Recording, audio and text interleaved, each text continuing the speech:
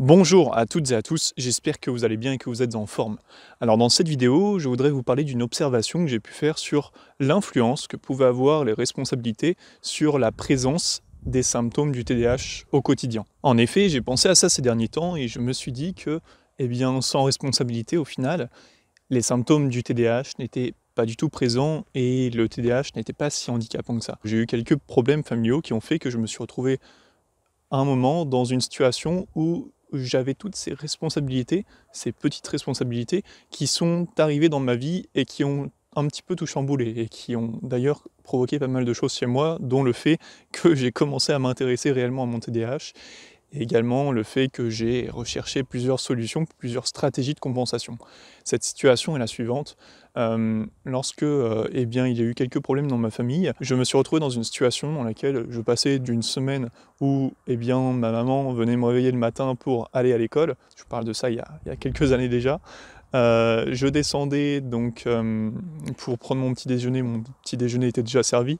Ensuite, on me prenait pour m'emmener à l'école et je n'avais au final aucune vraie responsabilité à ce niveau-là, du fait que, c'était assez simple.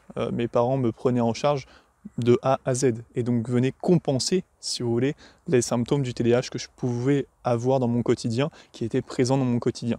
Donc je les ressentais beaucoup moins et je ressentais beaucoup moins surtout les symptômes du TDAH. Ils étaient beaucoup moins handicapants pour moi du fait qu'ils étaient en permanence compensés par mes parents. Et du jour au lendemain, je me suis retrouvé dans une autre maison dans laquelle j'ai dû m'assumer complètement. C'est-à-dire que mon père était en déplacement en permanence et donc je me suis retrouvé d'une semaine, donc la semaine précédente, ma maman venait me réveiller le matin et là cette semaine, cette nouvelle semaine, j'ai été dans une situation où si je ne me réveillais pas le matin, personne n'allait me réveiller. Si je ne me préparais pas de petit déjeuner, personne n'allait me le préparer, je ne déjeunais pas. Si je n'allais pas en cours ou si je ne me débrouillais pas pour aller en cours par mes propres moyens, personne n'allait m'emmener en cours. Et donc ça a été une situation qui a été radicalement différente, un environnement radicalement différent pour moi. Et ce changement d'environnement et ces responsabilités qui sont venues ont fait que j'ai dû me bouger les fesses, tout simplement pour trouver moi-même des solutions et des stratégies de compensation pour compenser justement ce TDAH. Et c'est à partir de là que je me suis dit, ok, il faut que je me réveille vraiment, que je mette en place pas mal de choses pour compenser tout ça et faire en sorte que je m'en sorte, tout simplement. Parce que sinon, si je ne faisais rien, si j'attendais que comme ça tout se produise, tout se fasse naturellement, je me serais fait tout simplement virer de mon collège et ça ne l'aurait pas fait. Ok. Donc tout ça pour dire que pour moi, le fait d'avoir des responsabilités, de se contraindre à faire certaines choses, va vous permettre de trouver par vous-même des stratégies et commencer à faire cette démarche de trouver des stratégies. Là, je parle notamment aux plus jeunes d'entre vous, ceux qui sont dans une situation similaire à la mienne ou qui ont à peu près mon âge, ont la vingtaine et sont encore un petit peu assistés justement par leurs parents. C'est vrai qu'essayez de prendre un petit peu votre indépendance à ce niveau-là et vous allez vite vous apercevoir que les symptômes du TDAH vont arriver dans votre quotidien, mais le fait que ces symptômes du TDAH arrivent en force dans votre quotidien ne va pas être une mauvaise chose en soi, parce que ça va vous pousser à trouver des solutions. Et c'est ce qu'on veut aussi à travers cette chaîne. Là, je suis dans une situation dans laquelle je développe un projet, donc notamment avec l'éveil du TDAH, où j'ai des personnes qui travaillent avec moi, une personne qui transcrit les vidéos, une personne qui va également monter des vidéos de temps en temps, une autre personne qui va gérer les réseaux sociaux. Et ces personnes-là, si je ne suis pas présent le matin à 8 h pour la réunion du matin, personne ne va l'être à ma place, d'accord? Et le fait d'avoir ces responsabilités va me pousser à me dire, ok, il faut que je sois là à 8 h, je ne peux pas louper le rendez-vous. Tous les matins, il faut que je sois là.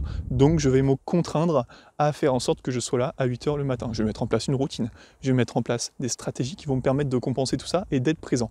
Et donc, voilà, pour conclure cette vidéo, je vous dirais simplement que le fait de se mettre des responsabilités ne va pas être une mauvaise chose. Le fait de se contraindre à faire certaines choses par le fait que justement vous avez ces responsabilités ne va pas être une mauvaise chose en soi. Ça va vous permettre, certes, de faire ressortir certains symptômes du TDAH qui étaient bien compensés par d'autres personnes ou d'autres choses, mais c'est pas une mauvaise chose parce que vous allez vous contraindre à mettre en place plusieurs stratégies qui vont vous aider sur le long terme.